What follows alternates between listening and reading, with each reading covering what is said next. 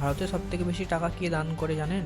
2023 সালে Hurun India একটি list বার করেছে যেখানে টপ 10 ফিনান্থ্রপি লিস্টের যে নামগুলি রয়েছে সেগুলি হলো, নাম্বার 10-এ রয়েছে আর্গাম ফাউন্ডেশনের ফাউন্ডার রোহিণী নীলকানি, যার ডোনেশনের অ্যামাউন্ট 170 কোটি। 9 নম্বরে রয়েছেন শ্রীরাম ইনস্টিটিউটের ফাউন্ডার সাইরাস পুনাওয়ালা, এনার বার্ষিক ডোনেশন 179 কোটি টাকা।